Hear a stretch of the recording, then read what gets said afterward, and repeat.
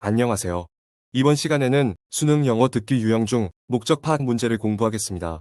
이 유형은 화자가 왜 이런 말을 하는지, 즉 발언의 목적을 알아내는 문제입니다. 지금부터 유형의 특징과 시험장에서 바로 적용할 수 있는 해결 전략을 함께 살펴보겠습니다. 먼저 이 유형은 담화를 듣고 화자의 발언 목적을 파악하는 문제입니다. 수능에서는 보통 1번 문항에 배치되며 안내, 공지사항, 광고 등의 형식으로 자주 제시됩니다.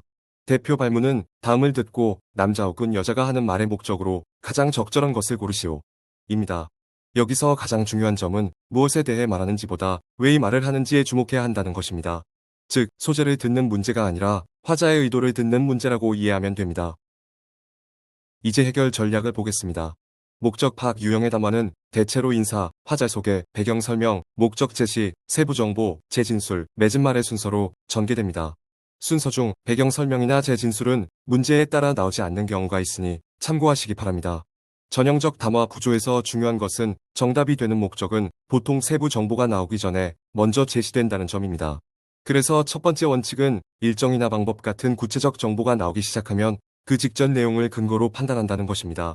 두 번째 원칙은 핵심 기능 동사가 들어있는 문장까지 듣고 판단한다는 것입니다. 세 번째 원칙은 초반에 의문문이 나오면 뒤에 나오는 한두 문장에서 제시되는 해결책을 듣고 판단한다는 것입니다. 그리고 초반에 정답을 확신하지 못했다면 후반의 재진술 부분에 다시 집중하면 됩니다.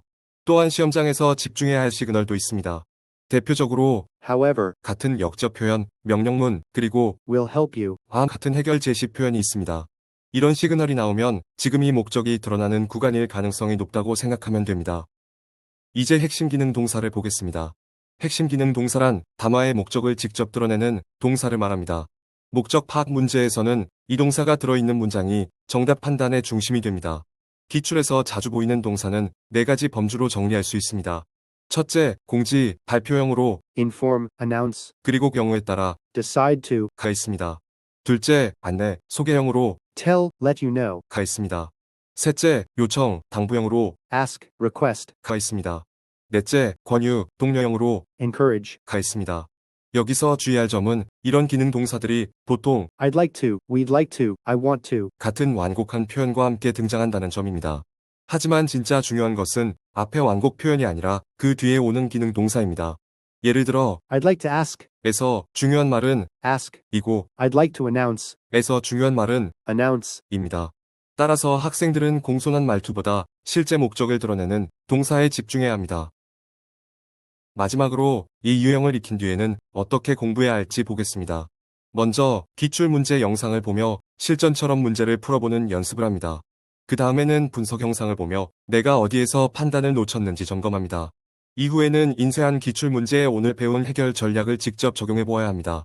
예를 들어 담화 구조를 구분해보고 핵심 기능 동사에 직접 표시해보는 것입니다. 이 과정을 반복하면 머리로만 아는 전략이 아니라 실제 시험에서 바로 쓸 수 있는 전략으로 바뀝니다. 그리고 틀린 문제는 오답 노트에 따로 정리해둬야 합니다. 특히 내가 놓친 판단 근거가 무엇이었는지 적어두면 시험 직전에 훨씬 효과적으로 복습할 수 있습니다. 결국 목적 파악 유형은 많이 듣는 것만으로 해결되지 않고 어디에서 목적이 드러나는지를 구분하는 훈련을 통해 정복할 수 있습니다. 그럼 여기까지 수능 영어 유형 완전 정복 첫 번째 시간을 마치도록 하겠습니다. 감사합니다.